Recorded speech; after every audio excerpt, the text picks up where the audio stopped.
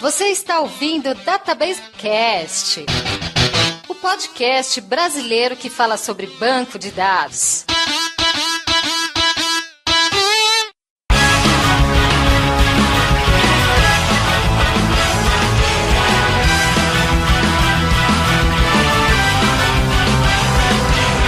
Olá pessoal, meu nome é Mauro Picchigliani e já saiu a nova versão? Olá gente, aqui é o Wagner Crivellini e eu tenho uma aversão à mudança de versão. Aqui é o Ricardo Rezende, estou tentando fazer um upgrade no meu RG para ver se pega uma data mais nova aí, mas está difícil.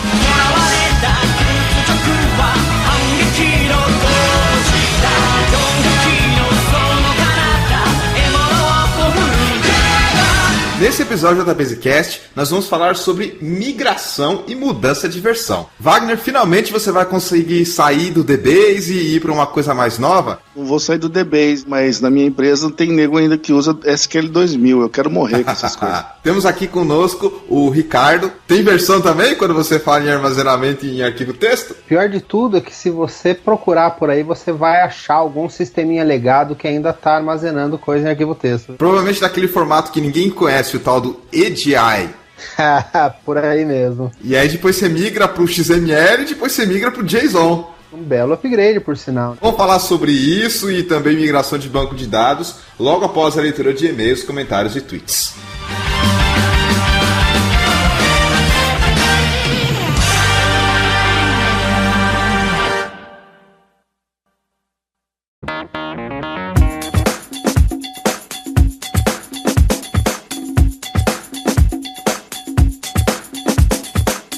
Interatividade com os nossos ouvintes aqui no Database Cast, Wagner. Dessa vez, nós vamos ler os comentários e e-mails da galera que entrou em contato com a gente em relação ao episódio anterior, onde a gente falou sobre os Engineered Systems, com seu colega Rodrigo Righetti. É uma pena que a gente publicou um episódio tão bacana numa data que o pessoal costuma fugir. Então tivemos poucos comentários, mas a galera de sempre estava lá batendo cartão. Final do ano é sempre meio complicado. A galera viaja, tira férias e às vezes não se lembra de acompanhar o Database Cast e interagir com a gente. Esse é o intuito das férias, né, mano? A gente tem que respeitar. Uma vez por ano, pelo menos. Pois é. Antes da gente pegar o feedback dos ouvintes, alguns avisos rápidos. Primeiro, a gente estreou o nosso site oficial, o databasecast.com.br, já tem todos os episódios lá e também algumas coisinhas que a gente está colocando, como por exemplo um vídeo mostrando como é a edição e também uma visualização de dados dos convidados e programas. Eu gostei, cara. Achei que já estava fazendo falta a gente ter um site nosso. Gostei também da visualização que você montou, uma ideia bem bacana. Para quem não conhece,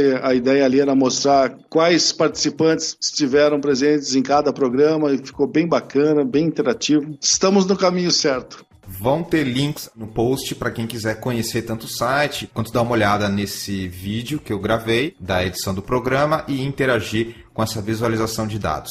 Lembrando que a gente vai continuar a postar os programas no eMasters e também em outros locais. Comentários, Wagner. O que você separou em relação ao programa 63? Como eu disse, o pessoal de sempre estava por aqui, deixando seus comentários. Por exemplo, o Edson Iano, que sempre posta aqui com a gente. O Cássio de Vargas Oliveira já postou mais de uma vez, que eu me lembro do nome. O Luiz Nolasco, Gustavo Sardenberg, gente que frequentemente aparece por aqui. Eu separei 3 comentários aqui dos que foram deixados. O primeiro, do Ivan Bessa, ele escreveu o seguinte: estou sumido, mas sempre ativo, ouvindo todos os episódios e fazendo sempre a divulgação do que eu particularmente acho o melhor e mais completo podcast em atividade. Muito obrigado, Ivan. Aproveito também para agradecer a dedicação e respeito que vocês têm para nós ouvintes, assíduos, nos presenteando mensalmente com o conhecimento presente, esse que carregamos sempre. Poxa, cara, era exatamente isso que a gente queria, viu? E para finalizar, feliz 2016, repleto de saúde e tal e tal. Um abraço desse sempre ouvinte e quando crescer quero ser igual a vocês. Eu tinha me esquecido dessa parte. Você está de brincadeira, você quer ser gordo então? E crescer bastante na barriga para ser igual o Wagner. Esse futuro não é bom, Ivan, vai por mim. Para finalizar, ele disse que o melhor episódio de 2015, na opinião dele, foi o de sintaxe SQL. Ele adorou o programa. Uma dica que ele deixou: Mauro, Coloca um Metallica no seu setlist. Rapaz, se você soubesse quantas vezes eu já falei isso, meu Deus do céu. A música passa por um processo de seleção muito complicado, meio que tem que combinar com a nossa conversa. Mas está anotada a sua sugestão. Você viu que o eMasters fez um post falando dos 5 melhores episódios do DatabaseCast? Vi, eu até repliquei isso no meu Twitter, e bem bacana. Se não me engano, esse também tava, não tava não? Esse era um dos que estava naquela lista de 5 episódios. É bom saber que eles também estão de olho na gente, que bom. O segundo comentário que eu destaquei é o do Tércio Costa, que também está sempre por aqui. Mais um excelente episódio. Como sempre, vocês têm feito um ótimo trabalho. Gostei muito de entender um pouco mais sobre o Oracle Exadata e Supercluster. Apesar de vocês não se prender a um banco, eu particularmente gosto muito quando vocês falam sobre o Oracle. Continuem sempre assim e que esse podcast cresça cada vez mais. Estou sempre ajudando a divulgar. Muito obrigado, Tércio. Realmente, a gente evita falar sobre uma tecnologia específica, mas nesse caso meio que foi uma exceção. E não tem jeito, o Oracle é um dos bancos de dados mais utilizados e por causa disso a gente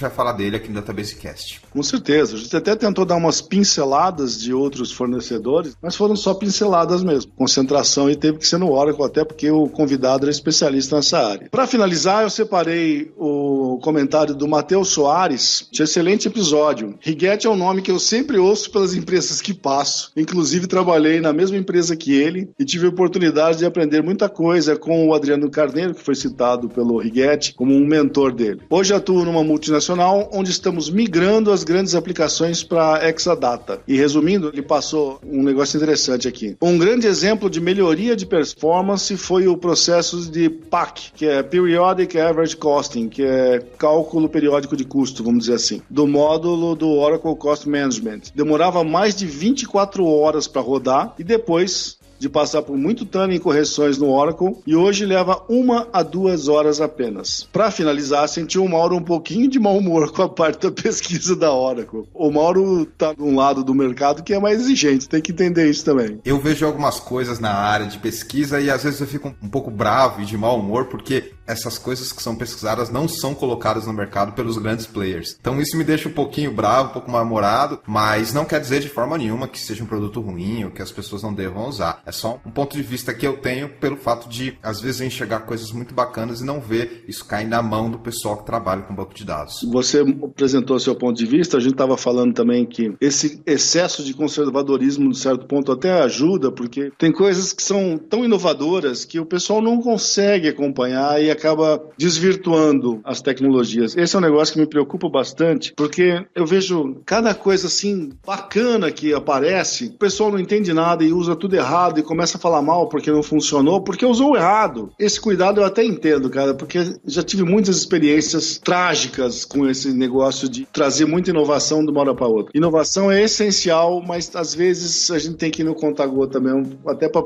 as pessoas se adaptarem. A introdução de novas funcionalidades em qualquer tipo de software é meio complicada, principalmente quando você fala com usuários muito especializados, como é o caso do pessoal de programação e desenvolvimento. Mas vamos acompanhar para ver se daqui para frente como é que isso vai continuar, se vai ser assim ou se o pessoal vai começar a arriscar mais no que diz respeito à implementação de novas tecnologias. Em relação aos e-mails, Wagner, eu vou destacar a mensagem que a gente recebeu do Lucas Viessério. Boa tarde. Pessoal, excelente episódio. Apesar de não ter conhecimentos significantes do Oracle, achei o assunto muito válido para todos. E ele disse que quer as anotações do Wagner para poder se aprofundar mais nos assuntos e correr atrás do material de pesquisa. E aí, Wagner, tá pronto para compartilhar suas anotações que você fez durante o programa com o Lucas?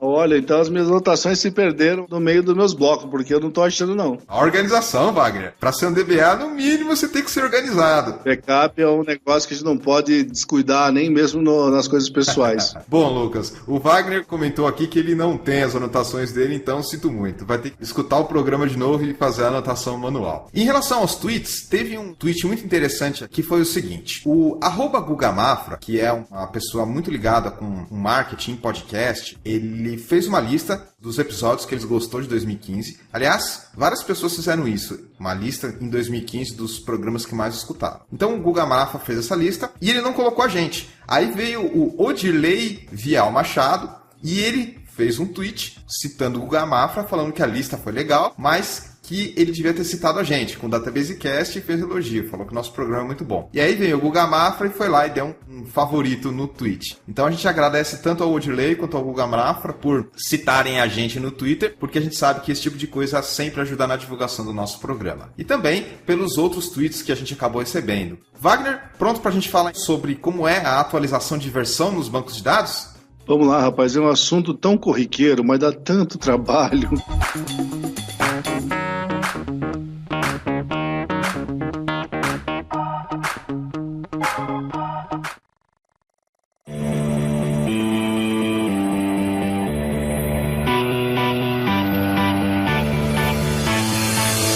Bom, já que vamos começar o assunto, vamos falar com o nome oficial. Vamos falar de atualização de versões de software, que é uma coisa muito mais bonita. Eu, particularmente, sou meio traumatizado com isso. O mercado abusa um pouco da nossa paciência lançando um monte de coisa a cada ano, mas é um mal necessário. O que vocês acham dessa necessidade que a gente tem de praticamente a cada 2 anos ter uma versão nova de software no mercado, que causa um monte de migrações e isso, mais aquilo? Vocês gostam disso? Vamos ouvir o Ricardo primeiro, nosso convidado. Como o Wagner falou mesmo, acaba sendo um mal necessário. O que as empresas, os CIOs, tudo mais, precisam ter em mente é qual a real necessidade que você tem de efetivamente fazer o upgrade para uma versão mais nova. Nós sabemos que, normalmente, as versões mais novas do software trazem novas funcionalidades também. Agora, até que ponto as novas funcionalidades realmente são necessárias para o meu negócio? Minha aplicação vai usufruir efetivamente dessas novas funcionalidades? Se for essa a única questão para você fazer a migração, eu particularmente acho que é uma bobeira. Mas, no final das contas, a gente acaba sendo obrigado, porque você também tem muita implementação de segurança, coisa e tal, que em um determinado momento o fabricante vai parar de suportar determinada versão. As atualizações de segurança, por exemplo, não estarão presentes mais para essa versão. Então você vai ser obrigado a migrar. Tem como fugir dela. Eu penso que um time que tá ganhando não tem que ficar mexendo toda hora, não. Somos dois. É meio que uma faca de 2 gumes essa questão da atualização. Porque tem algumas horas que você tá super feliz com o seu ambiente, que ele tá redondinho, você finalmente conseguiu aparar as arestas ali e deixar ele o mais perfeito possível, baseado naquilo que você quer. E tem hora que você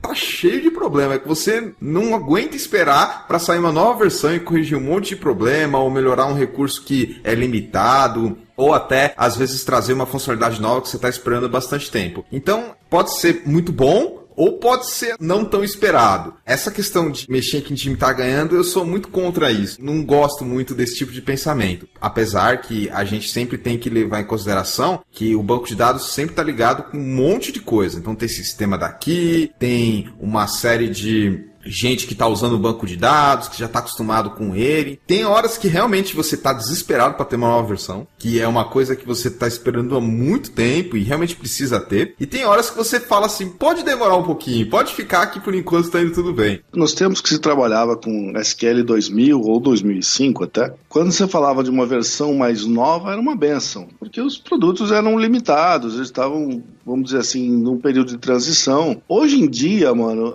é uma complicação. Eu só atualizo versão de software quando eu sou obrigado. Por exemplo, atualmente nós estamos migrando na nossa empresa para SQL 2012, porque tudo lá está em 2008 R2 e em breve o suporte oficial vai se encerrar. Foi assim que eu convenci o pessoal a mudar para um SQL 2012. Ainda assim, a gente tem que ter preocupações, porque coisas ainda mais antigas, você não sabe se vão funcionar adequadamente com as versões mais novas. Tem coisas que vêm do SQL 2000, cara, rodando com compatibilidade retroativa. Então, coisas que foram depreciadas e não existem mais dentro do SQL, a gente não sabe se vai funcionar quando aquela aplicação subir, porque não existe mais. Isso é uma preocupação válida, Wagner. De uma coisa você pode ter certeza, de um jeito ou de outro vai ter uma atualização. Isso é, se você está trabalhando com um banco de dados de uma empresa que está oficialmente gerando novas versões, não se preocupe, mais cedo ou mais tarde vai vir uma nova atualização. É aquela história, o problema vai ter, o que você pode fazer é tentar dar uma diminuída nele, fazer essa transição de atualização ser mais tranquila ou não tão problemática, mas que vai vir uma nova versão, vai, isso você tem que ter em mente. Eu sou motoqueiro, eu costumo dizer que existem 2 tipos de motoqueiro, o que já caiu e o que ainda vai cair de moto. DBA é a mesma coisa, existe o DBA que já fez uma migração de banco e o que ainda vai fazer, mas você tem toda a razão, ô Mauro, em algum momento momento você vai ter que migrar, não tem como fugir disso. Inconcebível, não tem como. Existe essa questão da frequência de atualização. Como a gente sabe, a tecnologia está evoluindo muito rápido.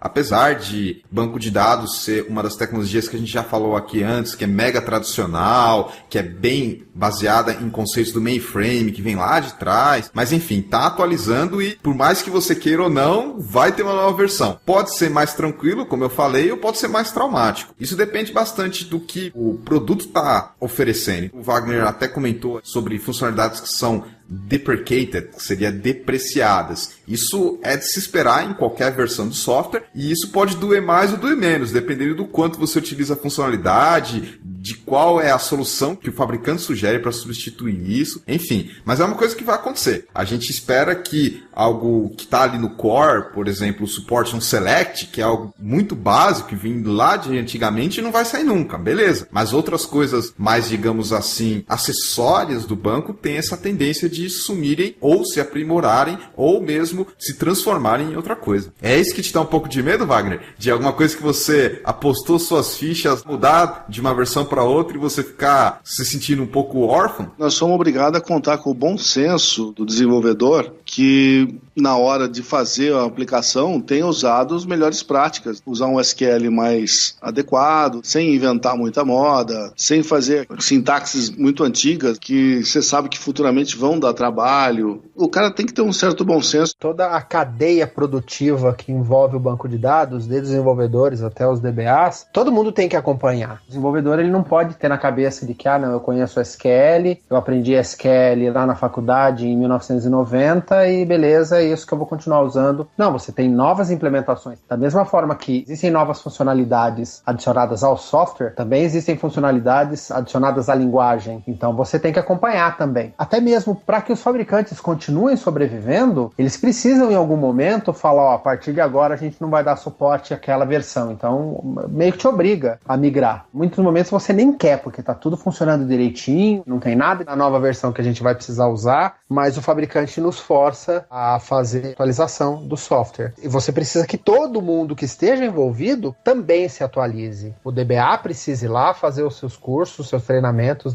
para pegar as novas funcionalidades, mas os desenvolvedores também. O que o Wagner falou é perfeito. Você precisa que todo mundo colabore para a saúde da aplicação e do banco de dados, de uma maneira geral. Sem essa sintonia, tá todo mundo ferrado. E você citou o ecossistema, isso inclui também hardware. Afinal de contas, as novas versões vão cada vez mais exigir um hardware mais atual. Provavelmente você não consegue instalar uma versão mais atual do software no hardware antigo. Então, tudo está sendo puxado para frente, digamos assim. É uma combinação de coisas. Sim, com certeza.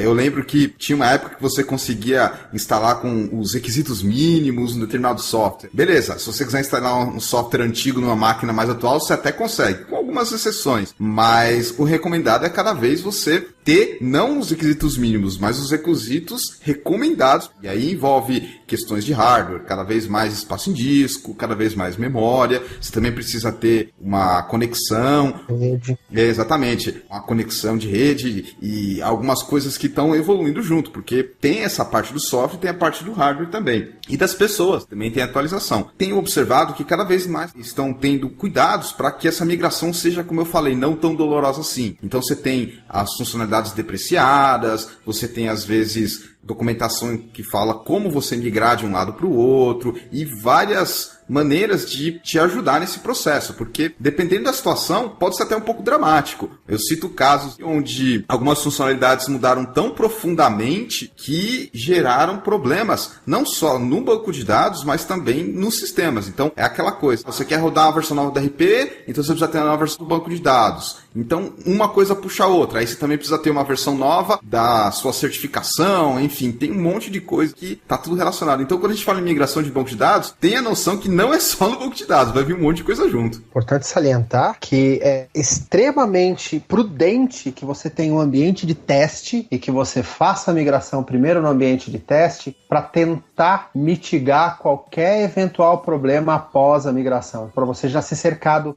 quais os problemas que eu vou enfrentar. Por exemplo, exemplo, o Oracle da versão 8 para a versão 9 foi uma mudança de um paradigma muito grande em relação ao otimizador de consultas. Até a versão 8 ele trabalhava com o otimizador baseado em regra, a versão 9 passou a ser um otimizador baseado em custo. A Oracle mudou a maneira com que o otimizador pensava para escolher a melhor estratégia de acesso. A maneira com que você escrevia a consulta impactava diretamente a performance, você mudando como o otimizador vai interpretar aquilo. Você imagina o trauma que foram as migrações de 8 para 9 e do 9 para 10, que depois a Oracle também fez algumas implementações no otimizador, também foi uma migração muito traumática. Todo mundo tem bastante história aí relativa à migração, e todo mundo já sofreu bastante. Você não é macho de ir lá e mudar tudo em produção e vamos que vamos? Eu conheço os caras que vão desse jeito, velho. É verdade. Pra que ter um ambiente de teste com a mesma configuração do que vai ter em produção? Vamos ser macho e vamos na raça. Cara, que absurdo, meu Deus, eu não acredito. Eu vou além, Wagner. Vamos fazer direto em produção, já vamos migrar direto em produção e sem fazer backup. Sem backup, vambora. Os super-heróis que não tem medo do que tá pela frente. Tem os super-heróis e os super retardados. Nós estamos numa profissão, eu sempre digo isso, a gente é praticamente um bombeiro. A gente tem que tomar as precauções devidas pro negócio não pegar fogo. Aí vai os negros e faz uns trecos desse, cara. Não, mas o gerente mandou. Foda-se, velho. Pede demissão, faz qualquer coisa. Porque depois que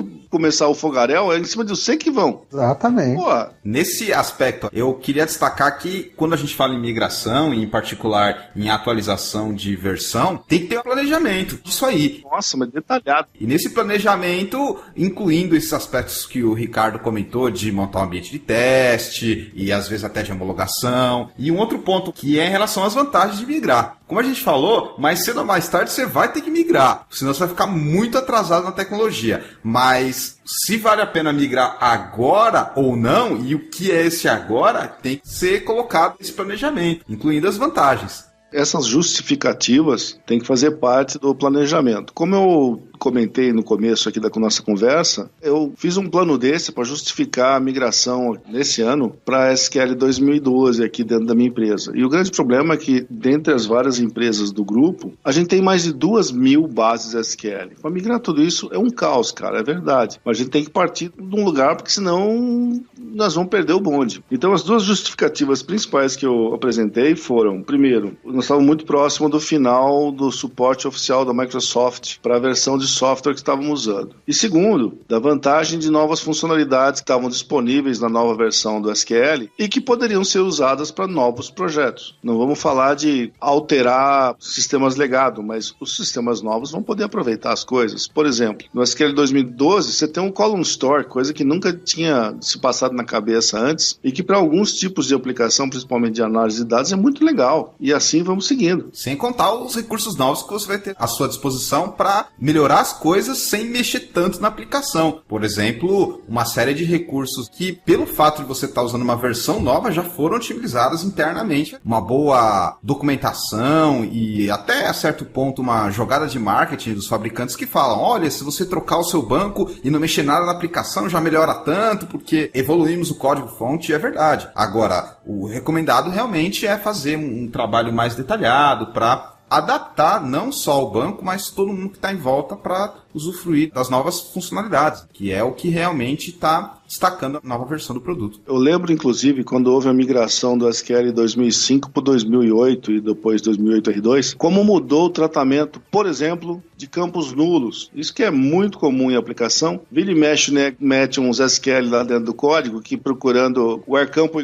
is null, e tinha uma performance medonha no 2005 e melhorou muito, cara. Melhorou muito no 2008. Esse é o tipo de melhoria que, sem fazer nada no código, você já tem um ganho de performance dramático. Os fabricantes também se preocupam com sistemas tipo ERP, CRM da vida aí. Os fabricantes desses sistemas, eles têm um único código e, por mágica, roda em qualquer banco de dados. Claro que funciona, a gente só usa SQL ANSI, é lógico que vai ter que funcionar em tudo quanto é lugar. Todo banco de dados que se preze tem que conseguir ler o padrão ANSI. Só que você não tira toda a potencialidade do banco de dados, porque você não utiliza o SQL proprietário daquele banco de dados, propriamente dito. Só que aí o que acontece? Na hora que você roda uma consulta utilizando somente SQL ANSI, a performance pode não ser uma performance muito boa para aquele banco de dados. Uma preocupação que eu vejo dos fabricantes dos bancos de dados é justamente trabalhar os algoritmos de interpretação do SQL ANSI, do padrão ANSI, para fazer algo do tipo um query transformation ou coisa assim, para conseguir extrair um bom plano de acesso, mesmo sem ter que mexer no código, porque o código é um código proprietário da aplicação. Fabricantes de CRM e RP não vão liberar o código para você alterar a consulta. Eu vejo essa preocupação pelo lado dos fabricantes de banco de dados para tentar fazer com que esse impacto do SQL ANSI seja cada vez menor na performance do banco de dados. Isso é uma visão muito final dos anos 80. Queria voltar a destacar uma coisa que o Wagner falou, os argumentos que ele usa. Eu acho que isso é muito importante a gente discutir porque faz parte do nosso trabalho como DBA ou como profissional que trabalha com banco de dados, além de fazer todo o planejamento, tem um pouco de convencimento de diretoria e gerência que precisa atualizar, porque afinal de contas você vai ter uma série de custos, às vezes de software, às vezes de mão de obra, às vezes de interrupção do serviço, que você tem que fazer em horário de manutenção, enfim. Uma das técnicas que eu gosto de usar bastante é pegar a versão que a pessoa está usando e colocar com o que você tem de atual. Por exemplo, no caso do Wagner, você falou que na sua empresa tem muito SQL 2008. Você pode chegar lá para o pessoal e falar, nós estamos no SQL 2014, no caso o SQL Server 2014 com o SQL Server 2016 já anunciado. Então, se você está usando o SQL Server 2008, você está usando um produto que tem 8 anos de mercado, sendo que você não tem um carro que tem 8 anos, você deve trocar o carro, sei lá, 5 anos. E celular você troca há o quê? 6 meses. Então, você investe tanto em outras tecnologias, mas no banco de dados você investe tão pouco. Esse eu acho que é um argumento interessante de você colocar na mesa e falar, olha, tecnologia evolui bastante, tem a questão do suporte, mas além disso, você tem que destacar que você está usando uma tecnologia muito antiga e que, apesar de estar funcionando e apesar de estar te atendendo bem, não tem jeito. Está atrasada. Muito atrasada, aliás. Quando você fala em 2, 3 versões para trás, tem profissional que às vezes nem consegue compreender o que está acontecendo ali porque ele já foi treinado, formado com uma versão mais nova. Então, realmente é complicado essa discussão, mas não tem jeito. A tecnologia vai continuar evoluindo e cada vez num ciclo menor de atualização. Esse é um detalhe importante. Por exemplo, no caso do Microsoft, a gente tem grandes modificações de versão num padrão a cada 2 anos, mais ou menos. Isso, para mim, é mais ou menos um limite do que é prático dentro da empresa. Quando a coisa começa a se espalhar muito, você tem muita informação e muito legado, começa a ficar impraticável você mover tudo isso com tanta frequência. Você está falando 2, 3 anos das versões major que eles falam. Porque se você for pegar o Service Pack, patch de segurança e o que está na nuvem, lá no Azure, praticamente toda semana tem um novo build. Sim. E o Oracle não é diferente. Esses patches e tudo mais são obrigação. A gente não tem nem o que questionar. Eu estou falando de mudar a versão mesmo. Tipo 2008 para 2008 R2, que são coisas muito diferentes. 2008 R2 para 2012 ou para 2014, para 2016. Então eles estão seguindo esse padrão dos 2 anos. Se fosse 3 era até mais fácil pra gente. Porque, cara, é muito legado. O que eu percebo é que o hardware não se deprecia num prazo tão curto. Eu vejo clusters que a gente tem na empresa, a gente toca a cada uns 3 anos, mais ou menos. Podia sincronizar a atualização de versão com isso, mas começar a ficar muito frequente demais vai dar muito trabalho. Nós vamos ficar só trocando versão e ninguém mais dá manutenção nos bancos que estão em produção. Da mesma forma que eu concordo com você, Mauro, no sentido de que a gente também tem que ter aquele poder de convencimento de que temos que migrar, nós também temos que ter um poder de convencimento de, ainda não é hora de migrar. São os 2 lados da moeda. Pega um Oracle Open World, por exemplo, que é um evento que tem sido bienal, que a Oracle faz, os caras dão um show. Então você vai lá e enche os olhos. Nossa, você vê as funcionalidades que eles mostram e fala, essa é a solução de todos os meus problemas. Só que na hora que você vai analisar realmente quais são as mudanças, você vê que não é bem assim. Só que você pega um gerente, um diretor, brilha os olhinhos dele, não, vamos migrar. E aí você tem que botar na mesa, o que tem efetivamente de novo, disso que tem de novo, que realmente nós vamos conseguir usufruir, que realmente vai ser benéfico pra gente, pra ver se vale a pena fazer a migração. Isso quando você tá mudando de versão, mas o lance de patch de correção e tudo mais, também é toda hora que sai. No nosso caso, o cliente que a gente dá suporte é uma empresa dos Estados Unidos, e eles têm por norma, os patches de correção são trimestrais, não adianta ficar saindo toda hora. Eles vão juntando tudo, e a cada trimestre que aplique mesmo assim, só nos vários bancos de dados que são de aplicações críticas. Nós suportamos aqui mais de 1.000 instâncias de bancos de dados Oracle. Se você for a cada 3 meses ficar aplicando nas 1.000 instâncias, que o Wagner falou, você vai ficar só aplicando patch. Tem vários bancos de dados lá que é anualmente, são anualmente que você aplica um patch. Junta tudo e aplica de uma vez só. Só os mais críticos que aplica trimestral, porque senão a vida vai virar ficar fazendo atualização. Granularidade da atualização varia bastante. Ainda mais quando você tem, por exemplo, uma falha de segurança muito urgente, que é o cara tem que liberar o patch na hora, ou às vezes um banco de dados de software livre, por exemplo, o MongoDB, que implementou um monte de coisa nova na versão 3.2 em vez de pular para 4. Então, realmente é complicado como lidar com isso, mas em geral tem isso que a gente falou, você tem as majors versions, né, as versões grandes, digamos assim, que tem o lançamento dela, às vezes 2012, 2014, ou 12C, 11C, ou 3, 4, enfim, segue mais ou menos, o Wagner falou, de 2 a 3 anos, e aí entre esse período você tem um monte de coisinha menor, algumas mais importantes, outras nem tanto, faz parte do ciclo de vida e evolução do produto, ter essas atualizações constantes. No caso do Oracle, por exemplo, você tem sempre a Release 1, e aí depois você tem 1.1, 1.2, 1. Alguma coisa, e depois Release 2. Normalmente vai até 2.4, 2.5 alguma coisa. A empresa que nós damos suporte, por exemplo, eles têm por norma nunca migrar nenhum banco de dados enquanto a versão estiver na Release 1. Eles só migram a partir da Release 2. Porque, segundo eles, a Release 2 já é uma release mais estável, que isso, que aquilo, coisa e tal, então já dá para migrar. Não concordo totalmente com relação a isso, não. A Release 2, ela tem um pouco mais estabilidade. Muitos bugs que tinham na Release 1 foram corrigidos, sem sombra de dúvidas, mas muitos novos bugs foram introduzidos, porque nem fabricante de software vai lançar um novo release sem ter novidade naquele release, não vai ser só correção. Então, ok, você corrigiu uma série de bugs, mas você introduziu novos outros. É correr atrás do rabo. Aí é software, tem jeito, todo software vai ter bug.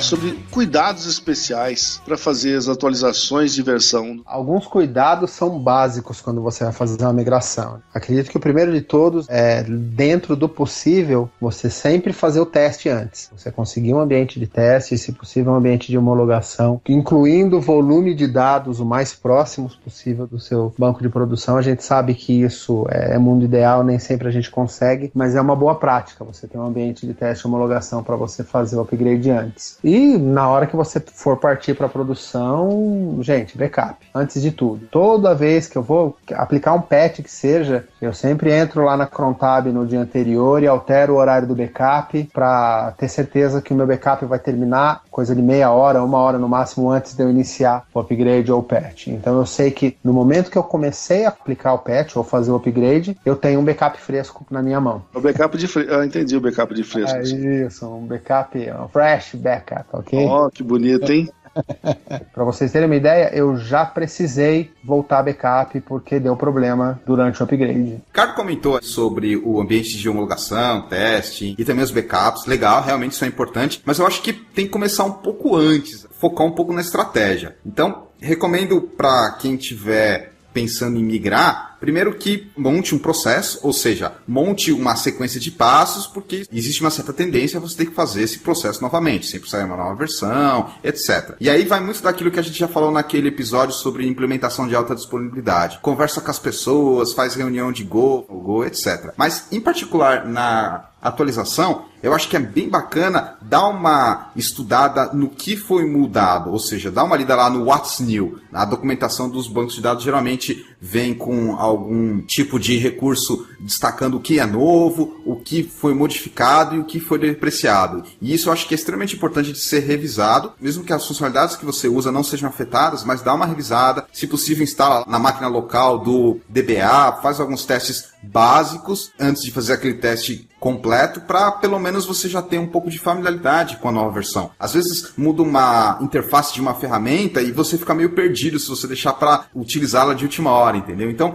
eu acho que tem uma certa preparação pessoal pessoal, o profissional que vai trabalhar com isso, junto com o processo, antes de efetivamente fazer a migração. Ou seja, não é uma coisa que você chega e fala, vou fazer hoje à tarde e acabou. Decide de manhã e faz à tarde. Eu acho que não é bem por aí. Acho que foi bom você comentar sobre isso, Mauro, porque realmente eu concordo inteiramente que na hora de executar a parada, os dois pontos que ele mencionou são importantíssimos. Eu também diria que são os dois principais. Agora, antes disso, a gente tem que fazer uma série de coisas. Tem que ter um planejamento da migração. Tem que ver quem que vai mudar de versão e quem que não vai. O segundo ponto é em relação à preparação do pessoal DBA. É evidente que uma vez que decidiu migrar para uma determinada versão, você tem que se preparar para isso, porque você vai ser um dos caras que vai orientar a equipe toda. Pelo menos na minha empresa é assim que funciona. O pessoal de sistemas se apoia muito nas informações que a gente passa a respeito de cada versão do software. Então você precisa se inteirar do que vai ser necessário, o que tem de novo, o que deve se tomar cuidado e estar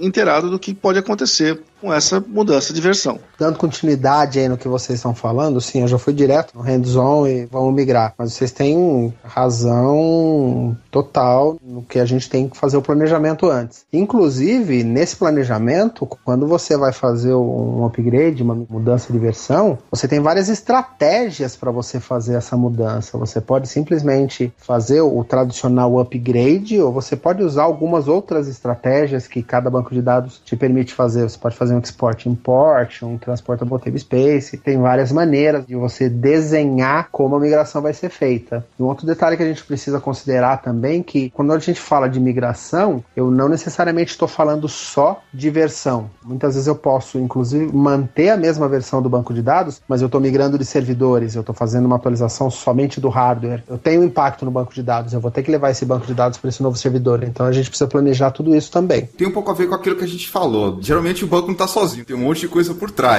E a coisa fica mais complicada quando alguém ou o próprio DBA toma a decisão de migrar várias coisas de uma só vez. Então você migra o hardware, branco e sistema. Aí esteja preparado para lidar com possíveis problemas, porque provavelmente algum componente dessa migração conjunta que você está fazendo pode dar problema. Ou nenhum deles dá problema individualmente, mas na integração aí o bicho pega. Inclusive, um dos motivos para decidir pela migração seria, por exemplo, obsolescência, olha que bonito, vou repetir, obsolescência do hardware. O hardware ficou velho, você precisa trocar e, digamos, é um cluster. Então, você não vai botar um negócio com tudo pendurado na versão antiga, troca as máquinas, depois você atualiza a versão. Muitas vezes, você cria o cluster novo e depois migra os bancos para a versão nova. Você tem que decidir como vai fazer isso, né? Se você vai fazer um backup, restore, como é que é a parada que você vai executar. No caso, também tem que lidar com detalhes do sistema operacional, que às vezes você migra junto, detalhes que você tem que ter em relação a, por exemplo, o novo driver de um hardware. Então,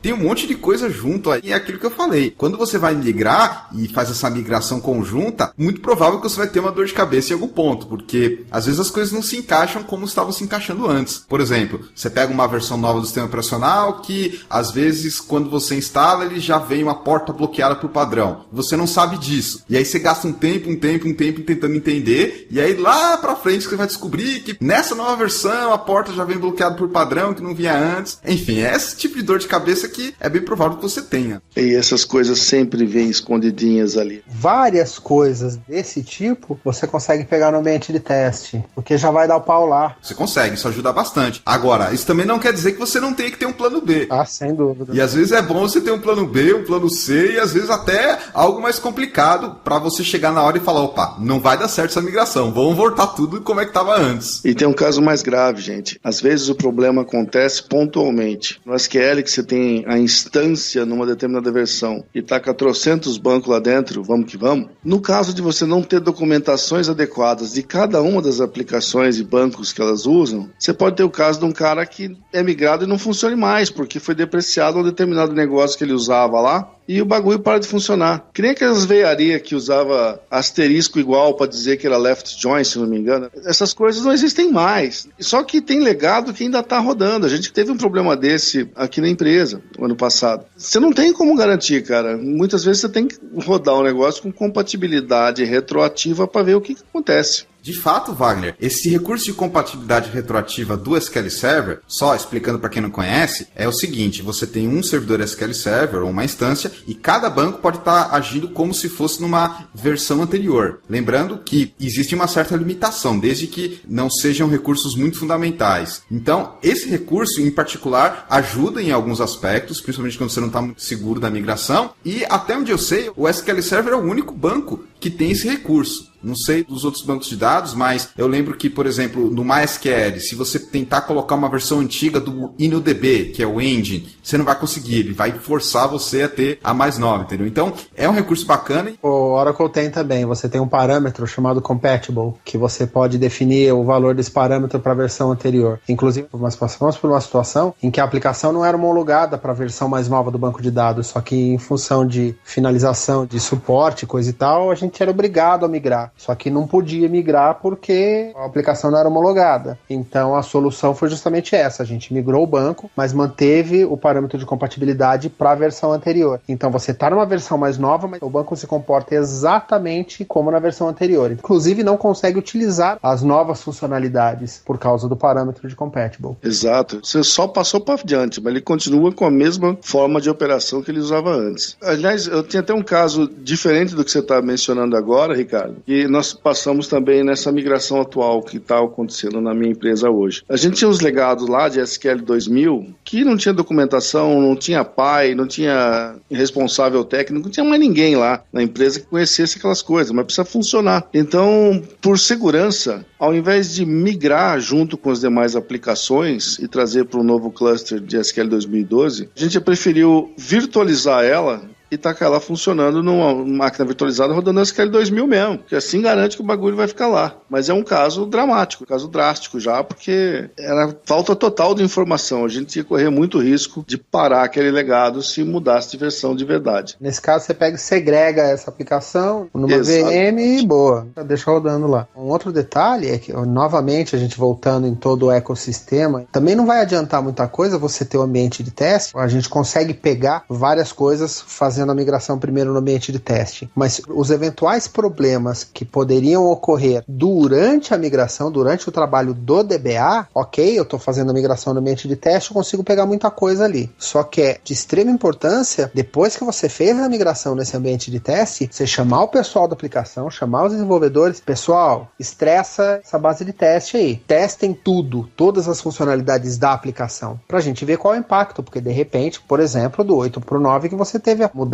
no otimizador. Só que se você pega o pessoal lá do desenvolvimento do teste, não, beleza, testamos, tá tudo ok. Eles rodaram um select asterisco from dual e beleza, rodou. Voltou quantas linhas mesmo?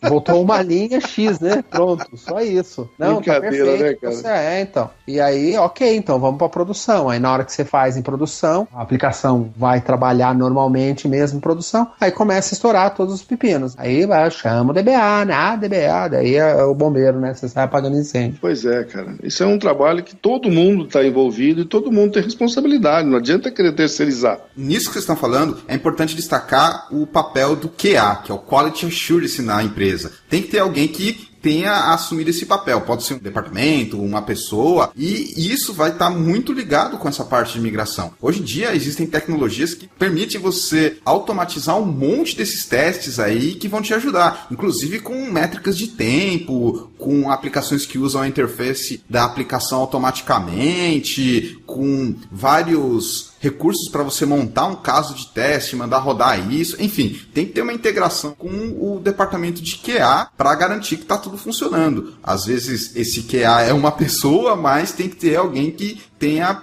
visão desse papel. E uma das coisas que eu acho muito legal, que surgiu aí, sei lá, nos últimos 15, 20 anos, são os geradores de dados de teste, pra gente fazer teste de estresse na base. Porque não adianta nada, o Ricardo tá falando, faz um select no dual, volta uma linha, porque o que você vai testar com isso, amigo? Não fez nada, tem que fazer um treco sério, senão não tá valendo o teste. Na hora H que estiver em produção, e se para a aplicação, como é que fica? Infelizmente, a gente tem uma tradição, pelo menos aqui no Brasil, muito ruim de testes de aplicações como um todo, seja um teste unitário, teste de caixa branca, caixa preta ou teste de interface, e isso acaba respingando quando a gente vai fazer uma migração. mas realmente precisa ter um esforço adicional nesse aspecto. As empresas que investem mais nisso, aí você já tem um processo de build, uma suite de testes, e aí você pode pegar isso também quando você vai fazer uma migração. Mas, novamente, depende bastante de quality assurance, ou seja, você tem que investir nisso para que você não seja pego de surpresa ali numa migração. E, às vezes, tem que usar essa gambiarra. No meu ponto de vista, é meio que uma gambiarra. Tem uma versão nova do banco de dados, só que aquele banco ou aquela instância é um modo de compatibilidade. Porque tem um monte de implicação disso. Do meu ponto de vista, é uma gambiarra e tem que ser usada de forma temporária. Olha, o que você comentou sobre o processo de QA é uma grande verdade. A triste realidade é que nós aqui no Brasil estamos a anos-luz dos gringos lá. Nesse projeto que o Ricardo está até hoje, onde nós trabalhamos juntos, os caras têm equipes de QA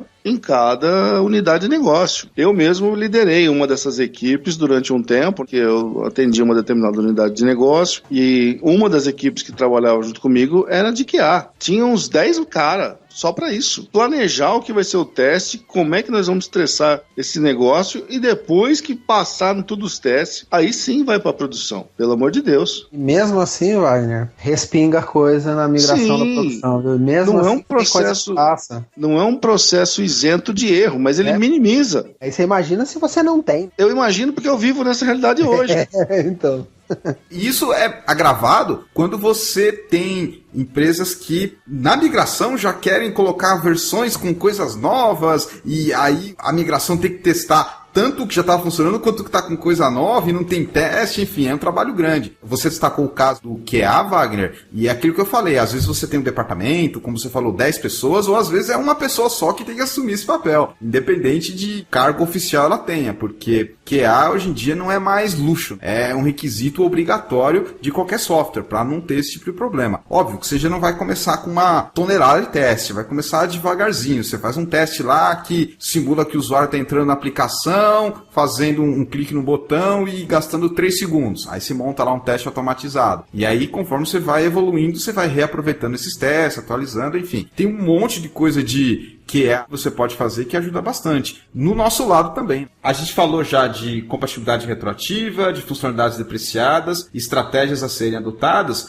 mas uma das coisas de migração envolve bastante a movimentação de dados. Tipicamente, quando você vai migrar, não vai ser uma coisa rápida, dependendo da sua migração. Então, se você estiver migrando, por exemplo, para um servidor novo, você vai precisar gastar um tempo para fazer isso. Quando você fala em migração de grandes volumes de dados, às vezes você acaba fazendo a migração e já um expurgo, enfim, você já tenta colocar alguma coisinha a mais ali para quando chegar a nova versão já ficar um ambiente mais enxuto. Isso tem um pouco a ver com aquilo que a gente falou de combinar várias coisas na migração, mas eu destaco que os recursos que você vai precisar utilizar na migração são muito importantes de serem destacados, principalmente quando você trabalha com bases grandes. Às vezes é só desplugar os arquivos de dados, subir a nova versão e plugar. E às vezes não, tem que fazer um trabalhinho um pouco maior por trás. Isso é um detalhe muito importante, Mauro, porque a gente costuma não dar atenção devida para essas coisas, mas hoje em dia a gente tem que lembrar que a gente tem coisa que está rodando internamente, tem coisa que está rodando na nuvem, e esse é um caso que nós tivemos também recentemente. Vai fazer uma atualização de banco que está na nuvem, rapaz, 2 horas para subir o backup. E não é uma base gigante, não, é coisa desse mundo. Então,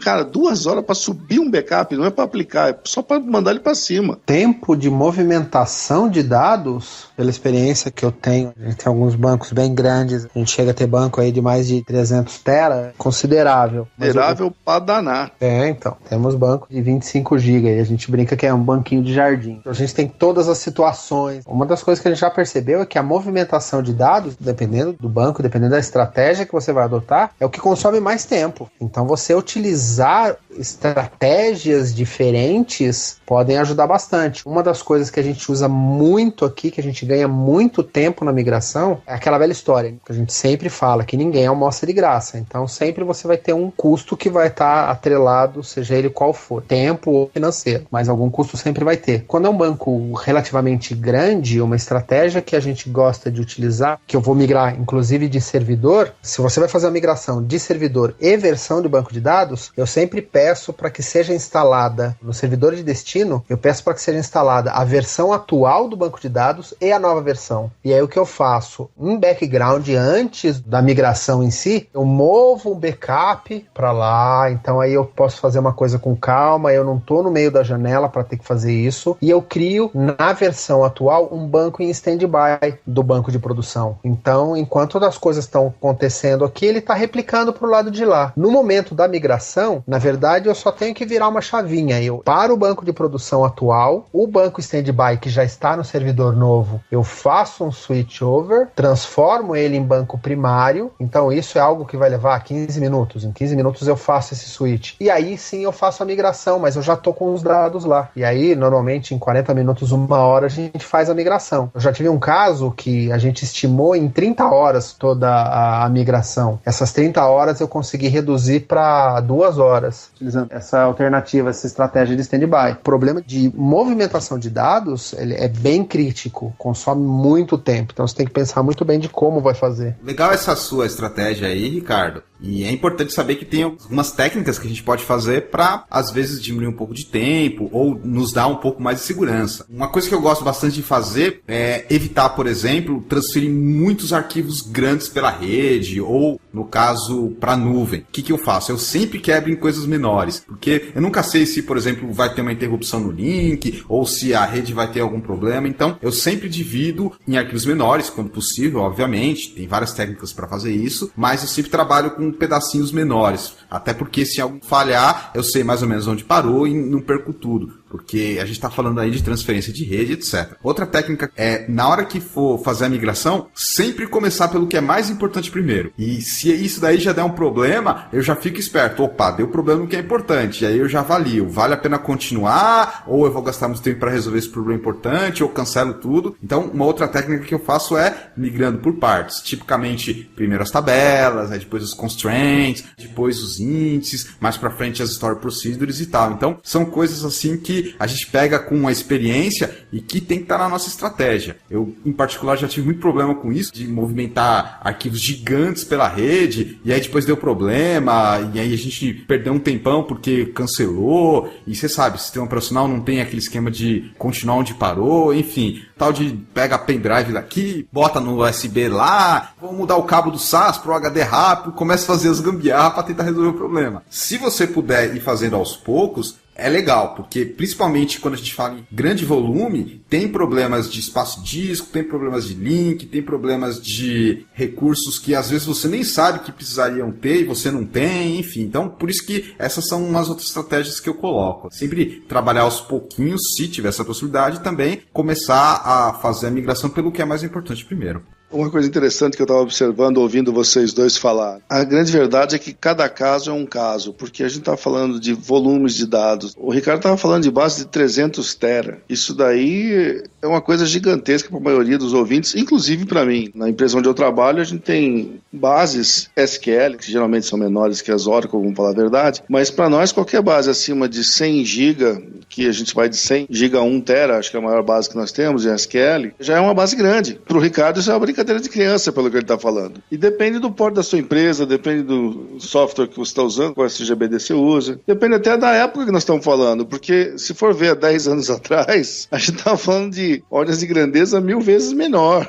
Sem dúvida. Então é um negócio interessante isso. A gente tem que definir os nossos planejamentos considerando uma série de coisas. Inclusive os recursos que você tem, como eu falei, largura de banda, espaço que você vai gastar, tempo de janela de manutenção, esse tipo de coisa. Exato. E a gente tem que ter em mente também que uma das coisas que cresceu com maior velocidade e tem crescido há muito tempo é disponibilidade de storage, de armazenamento. Nem tudo cresceu com a mesma velocidade. Então, às vezes, a banda que você tem para fazer uma transferência não cresceu tanto quanto o tamanho do seu banco, porque você estava disco sobrando, você começou a gravar de tudo. Eu falei da questão da virtualização de aplicações legado que eram muito antigas e desconhecidas, que eu achei que era uma questão de cautela aí, e foi uma ideia bacana que nossa equipe teve teve. Eu acho que é um negócio que o pessoal precisa ter na manga também. Taca numa VPN e se dane. Vamos virtualizar tudo. Você destacou virtualização, Wagner? Realmente, isso ajuda bastante o nosso trabalho de migração, especialmente quando você já tem aqueles ambientezinhos ali, digamos assim, bem fechadinhos, com tudo pronto na máquina virtual. E hoje em dia os recursos de virtualização são vários que nos ajudam a fazer essa migração. Hoje em dia fala-se também em containers, em particular o uso do Docker. Então, quem está estudando migração, dá uma olhada nisso e, dependendo da situação e do cenário de migração, pode ser que ajude bastante. Na virtualização também você já tem bastante tecnologia, como por exemplo o Vagrant, que é uma linguagem de programação para você mexer com máquina virtual e dá para automatizar um monte de coisa. Enfim, tem um monte de tecnologia que pode acabar ajudando bastante quando a gente começa a falar nesses ambientezinhos assim, já fechados. Você não quis falar, mas eu falo para você. Aqueles ambientezinhos carne de pescoço. O negócio é velho, ninguém migrou porque ninguém conhecia, não tem documentação. Ninguém tem segurança nenhuma de fazer um trabalho normal naquilo. Então, já que não tem essa segurança, vamos deixar o negócio isolado. Virtualização hoje em dia está muito ligada com banco de dados, então tem recursos do virtualizador também que podem ajudar na migração.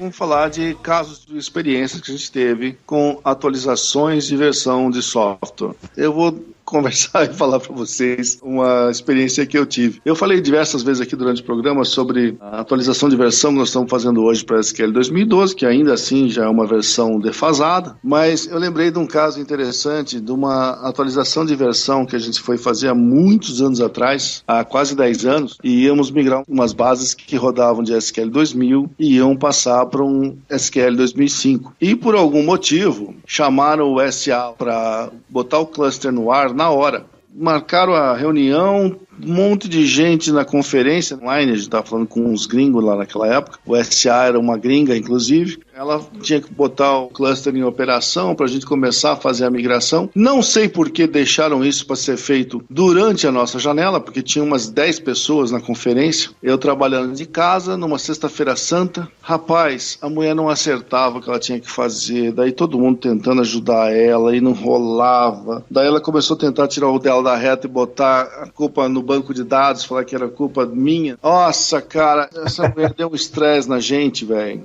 Nós ficamos praticamente trabalhando 40 horas entre a sexta-feira santa e o sábado de aleluia. Quer dizer, 40 horas é pouco. Eu dormi 3 horas. 45 horas trabalhando entre a sexta-feira santa e o sábado de aleluia. Quase morri, cara. Nunca trabalhei tantas horas seguidas lá. Depois de muito sofrimento, mas muito mesmo, não sei que alma iluminada conseguiu botar aquilo no ar e finalmente eu fiz a minha parte e migrei as bases. Mas foi um transtorno, uma falha de planejamento monstro. E depois eu ainda tinha trabalhado de casa. Na época não tinham me dado um telefone adequado para eu ligar. Acho que eu paguei R$400 de conta de telefone e pedi reembolso. O meu gerente quase morreu. Falei, cara, não tinha uma conferência aí para eu ligar, eu tive que ligar direto para os Estados Unidos. Eu sei que foi um sofrimento terrível e por culpa de planejamento inadequado. Mas no caso aí, foi um problema relacionado ao sistema operacional que essa profissional não tinha conhecimento, não estava conseguindo resolver. Não foi diretamente no banco. Exatamente. Mas veja só, como é que o pessoal não pensou nisso antes daquela janela? Tinha que ter uma janela para fazer a configuração do hardware e botar ele para funcionar adequadamente como cluster com Windows e tudo mais. Depois disso, com as instâncias SQL já no ar, entrava eu e fazia a migração dos bancos que tinham que ser migrado. E alguém não planejou isso direito. Ninguém pensou que tinha que ser separado. Ah, vamos na hora, vamos, vai que vai. Aí no seu caso você ficou um tempo ocioso, esperando ela resolver as paradas. No começo sim, mas aí eu perdi minha paciência e comecei a tentar ajudar ela a fazer alguma coisa e ver o que dava. Daí ela viu que eu tava ajudando, tentou tirar o dela da reta, dizer que era culpa minha. Aí que beleza. Puto da vida, não fiz mais porra nenhuma, mas eu tinha que ficar online, porque os caras ficavam pedindo informação e tudo mais. Foi um transtorno, cara. Um fim de semana terrível. Às vezes acontece, Wagner, mas no final deu tudo certo. No final migrou, mas o grande problema desse caso todo é que o líder da migração também era um gringo e ele defendeu A SA falou, não, ele tentou ajudar, mas ele precisaria ter passado a bola antes. Falei, cara, não peguei a bola não, velho, era dela. Falou mal de mim ainda. Nossa, eu fiquei muito puto, eu tava começando na IBM naquela época e eu fiquei muito pé da vida com essa história. Às vezes a gente passa por umas situações assim de passar a bola pra procurar culpados. Aquele negócio do fluxograma. Temos um problema, tem quem pôr a culpa? Sim, então não temos problema. Porra. Bom, deixa eu comentar um case aqui que tem um pouco a ver também com isso que você falou, que é a interação que a gente tem com os administradores de sistema, o pessoal que cuida do sistema operacional e às vezes até hardware. Ou mais recentemente também o pessoal que recebeu o título de DevOps. No caso, eu fui fazer uma aplicação do Service Pack, se eu não me engano era para o SQL Server 2005 e era para o Service Pack 2. E é tradicional no Windows, quando a gente trabalha com SQL Server, depois que você aplicar o Service Pack, fazer um boot na máquina. Faz parte do processo. Hoje em dia isso deu uma evoluir e tal, mas antigamente, no 2005, você precisava fazer isso. Só que esse ambiente que eu precisava aplicar esse Service Pack e fazer a migração e garantir que está tudo certo, ele era um daqueles ambientes que vários administradores de sistemas metiam a mão e não tinha documentação, enfim, aquele cenário padrão que você já deve conhecer. Não tinha a documentação e também não tinha uma certa comunicação, porque eram equipes separadas, o pessoal lá de administração de sistemas, os DBAs, no caso que era eu e a equipe, e também o pessoal de infraestrutura e sistema operacional. Eu apliquei o Service Pack, fiz tudo direitinho e fui fazer o boot. Só que na hora que eu fiz o boot, a máquina não subia. Esse é um desespero tão grande quanto aquela descarga que você dá e a água começa a subir no vaso sanitário até transbordar. Aliás, a semelhança é muito grande, Mauro. A merda tá subindo. Só que no caso a máquina não subia. E aí eu passando aquele desespero, suando frio, contatando o pessoal. E também teve aquela situação de um tentar jogar a culpa pro outro. Mas o que aconteceu? Teve um troubleshooting, que é o que a gente tem que fazer nessas horas para ver. Ou seja, você vai passo a passo, em cada etapa, para ver o que está acontecendo. E aí, depois de muito esforço, muito sacrifício, a máquina subiu. Óbvio que o pessoal já estava até cogitando reinstalar o sistema operacional, para você ver o tamanho da encrenca que foi. Descobriu-se, depois de tudo resolvido, que tinham se aplicado vários patches de segurança no sistema operacional e não tinha sido rebutado. Porque o Windows tem isso, ele te dá a opção. Você quer rebutar agora? E o pessoal colocava não. Por quê? Porque quando você rebutava, gastava mais tempo da janela de manutenção e aí o pessoal queria fazer rápido aquela história. E aí tinha tudo aquilo acumulado. E na hora que eu precisei rebutar, ninguém tinha me informado disso. Então, a máquina não subia, porque estava aplicando um monte de coisa e tinha conflito de um Service Pack do Windows com patch de segurança e o banco de dados em si estava completamente separado disso. Porque se o sistema operacional não sobe, o banco de dados também não vai subir. Então o problema efetivamente não foi no banco de dados em si, mas o boot que eu acabei precisando fazer e o problema é que ele não subiu. Enfim, foi um estresse muito grande e tentou se aplicar depois uma política do tipo, toda vez que alguém aplicar um Service Pack, faz uma planilhinha, mas como não tinha muita organização, não tinha protocolo, não tinha procedimento, gerava esses problemas. Acredito eu que isso não acontece só no Windows, também acontece nos outros sistemas operacionais, apesar de que, em geral, eles não precisem de tanto boot. E isso melhorou recentemente com as novas atualizações. Tem uma história também bacana, na verdade, hoje ela é extremamente hilária. Só história de falha, de derrota. Mas fazer o que? É isso que o nosso ouvinte gosta. Ele gosta de ouvir a gente se dar mal. O problema que eu enfrentei foi uma conjuntura de duas coisas. A primeira delas foi uma inexperiência de um DBA e excesso de confiança do outro. No caso do excesso de confiança, era essa pessoa que vos fala. Problema relativamente muito comum entre DBAs. Exatamente. A gente precisa tomar esse cuidado também de que muitas vezes a experiência que você já tem, a bagagem que você tem, acaba te traindo. Porque você está com tanta confiança, você está tão tranquilo que aquilo vai dar certo, e aí você acaba sendo traído por uma bobeirinha que você deixou passar. Nesse caso em particular, eu fui migrar um banco de dados que ele tinha 5 tera, tamanhozinho respeitável. A migração era para ser feita da versão 10G para 11G. Ok, então eu comecei a migração do banco de dados, estava com meu backup bonitinho, meu backup tinha terminado meia hora antes de eu começar, fui fazer a migração do banco de dados. A primeira coisa que eu fiz foi baixar o banco de dados, alterar o arquivo de parâmetros do banco, o famoso init, e eu já alterei o parâmetro compatible, compatibilidade, já coloquei da versão nova. Beleza, já vou migrar isso aí. Quantas vezes eu já migrei de 10 para 11? Convencimento aí. Foi exatamente aí que eu me traí. E já coloquei o compatible para 11, abri o banco de dados em modo upgrade e comecei a fazer o upgrade. Na hora que eu comecei a rodar o primeiro script, o script de upgrade, o famoso cat upgrade do Oracle, coisa de menos de 3 minutos, pum, ele me dispara uma mensagem de erro. E a mensagem de erro que aconteceu foi na verificação. O cat upgrade, ele verifica alguns parâmetros do banco de dados. Uma das coisas que ele verifica é um tablespace chamado sysalx, que é um tablespace obrigatório da versão 10G para frente. Então ele verificou o tablespace sysalx, o tablespace já existia, só que ele estava reclamando de um dos parâmetros de storage do tablespace. Não me lembro exatamente qual era o parâmetro, mas ele dizia que estava com um parâmetro que não poderia estar. Só que por ser um tablespace obrigatório, você não consegue excluir o tablespace e recriar na versão 10G. Ele não deixa, o Oracle reclama, ele falou, não, você não pode excluir esse tablespace porque é um tablespace obrigatório. Pô, o que a gente faz agora? Então, ok, vamos tentar descobrir o que está acontecendo e começa a passar o tempo, coisa e tal. Bom, vamos fazer um downgrade do banco. Tamanho do banco, a janela, coisa e tal. A gente começou a perder muito tempo tentando descobrir qual o motivo daquele erro no tablespace para tentar arrumar para conseguir continuar o upgrade. Lá, não, melhor a gente parar, a gente volta no ambiente de teste para ver o que aconteceu. Na hora que eu fui fazer o downgrade, o que acontece? Você só consegue fazer downgrade do banco de dados se o parâmetro compatible ele está definido para a versão anterior. A partir do momento que você colocou compatible para a versão nova, é um caminho sem volta. Você não consegue fazer downgrade. Então foi aí que eu quebrei a cara. Então, o excesso de confiança, eu já coloquei, mudei o parâmetro, o compatible, pus para a versão nova e vamos pau na máquina. E dancei. Eu não podia fazer downgrade. Bom, então agora a gente não tem opção. Então vamos tentar descobrir o que aconteceu. Legal, vamos lá. Inclusive já chamei alguns outros DBAs. Pessoal, alguém já viu isso? Isso de madrugada. Você já liga para um ou dois. Aquela ligaçãozinha que você como DBA nunca quer receber. Ainda mais de um amigo.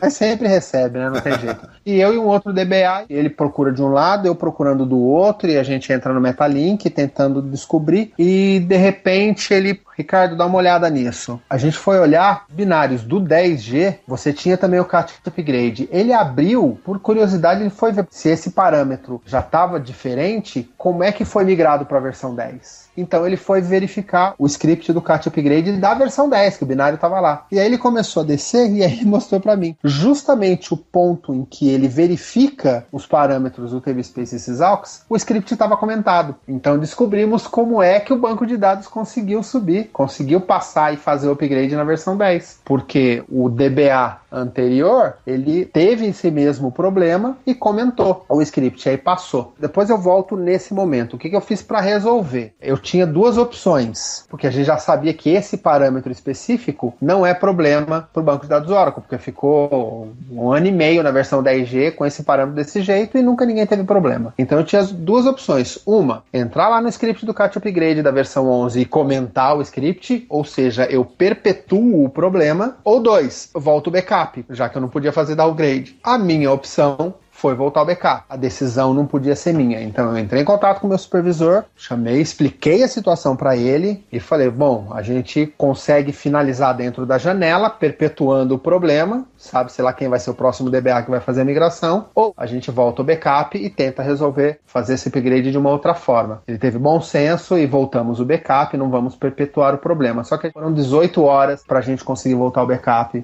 de um banco de 5 tera. Mas aí legal, então conseguimos fazer o downgrade, vamos dizer assim, tivemos que voltar o backup. E aí eu fui atrás do DBA anterior, que é meu amigo até hoje, não trabalha mais conosco, tá em outra empresa, coisa e tal. E aí ele foi me explicar o que aconteceu. Da versão 9 para 10G, o tablespace sysalx não existe, na versão 9i não existe. Então um dos passos para você fazer a migração para o 10G, um dos primeiros passos é justamente você criar o tablespace sysalx. Só que na hora que você cria o tablespace, ele não colocou o parâmetro corretamente e criou o tablespace. E como no 9i, o sysalx é um tablespace como outro qualquer, então ele não reclamou de nada. 9i é um tablespace qualquer. Você simplesmente cria um tablespace e dá o nome de sysauks para ele, para depois você migrar pro 10. No 9 esse tablespace não existe. Então você simplesmente cria ele e depois faz a migração. A partir do 10 sim é um tablespace de sistema, mas pro 9i não, é um tablespace como outro qualquer. Então ele criou com o parâmetro errado e o banco não reclamou. Na hora que ele foi migrar pro 10, ele também cometeu o mesmo equívoco que eu cometi. Foi lá e meteu o compatible pro 10G e começou a fazer migração. Na hora que rodou o cat upgrade, deu o mesmo erro. Só que aí ele tinha duas opções: ou voltar o backup ou comentar o script. Não deu outro, ele foi lá e comentou o script. Eu quase enforquei ele. Hoje nós damos risada quando a gente sai para beber, mas no momento foi bem traumático. E no final das contas, teve que voltar ao backup, 18 horas voltando backup, descobri que foi um problema lá de trás, a gente não podia deixar perpetuando. E como que no final das contas a gente acabou fazendo a migração? A gente abriu o chamado na Oracle, não existia o que fazer com relação ao tablespace, não dava para mudar, não tinha como mudar o parâmetro. Então a alternativa que nós utilizamos para fazer essa migração foi colocar os binários novos, a gente criou um novo banco de dados e utilizamos uma estratégia que o Oracle permite, que se chama Transportable Tablespace. Na verdade, eu não faço movimentação de arquivo nenhum. Eu só pego os tablespaces que tem os dados que eu quero migrar, que eram os dados da aplicação. Por isso que é uma boa você também ter tudo bem desenhado, dividido em tablespaces, que é de uma aplicação, o que é de outra aplicação, coisa e tal. O Transportable Tablespace, na verdade, você não transporta nada. Você só, durante o processo de upgrade, utilizando o Transportable Tablespace, você só mexe com o dicionário de dados e cabeçalho dos data files referentes ao tablespace. E você informa o cabeçalho que agora você faz parte da versão mais nova. E, claro, ele faz algumas alterações, coisa e tal. Você só mexe com o cabeçalho, você não tem movimentação de dados. E aí, aquele tablespace sysauks com parâmetro errado ficou na versão antiga, a gente criou um banco novo, transportou só os tablespaces e beleza, ficou todo mundo contente, conseguimos fazer em umas 3 horas e meia, a gente conseguiu fazer essa migração aí. Eu trabalho. Hoje a gente dá risada. O Oracle tem muito disso, ele tem uma porrada de parâmetro, coisa que vem lá desde o Oracle 7, tem uma série de maneiras diferentes de lidar com os parâmetros, tem o UPFile, o SPFile, além disso tem características específicas de cada parâmetro, e além do mais ele vem com uma porção de script de sistema, como esse que você falou, que recomenda-se não alterar. É script de sistema que no máximo você rola e altera os parâmetros, mas não mexer no código-fonte dele. Os outros bancos também tem alguma coisa assim, mas não nesse nível do Oracle, o que é justificável devido ao histórico que ele tem, coisa desde as versões mais antigas. Tem um nível de complexidade grande quando você fala parâmetros e também essas configurações que você tem que estar ciente. Não tem jeito. O Oracle tem uma zilhão de detalhes aí, e às vezes esses parâmetros um influencia o outro, um pode ser mudado, outro não. Isso é realmente bastante complicado. Exatamente. É uma característica do Oracle que quem trabalha com ele tem que saber lidar. Vamos lá para a parte final do nosso programa. Bom, vamos para a parte final do nosso programa. Wagner, o que você coloca de sugestão, recomendação e consideração final do programa para os nossos ouvintes que estão pensando em migrar, que já migraram ou vão ter que lidar com isso mais cedo ou mais tarde na vida profissional deles? A primeira recomendação que eu dou é planeje bem, cara. Essas coisas parecem tão simples, mas na hora H o bicho aperta. Planeje bem, execute testes, faça backup de produção antes de fazer, conforme nós falamos várias vezes aqui durante o programa. Tenha muito cuidado. Parece uma coisa tão besta, mas quando você começa a aplicar para todo o seu ambiente, isso dá um trabalho monumental. Então precisa ser muito bem estudado. Agradecendo agora o nosso convidado. Obrigado por estar mais uma vez aqui com a gente, Ricardo.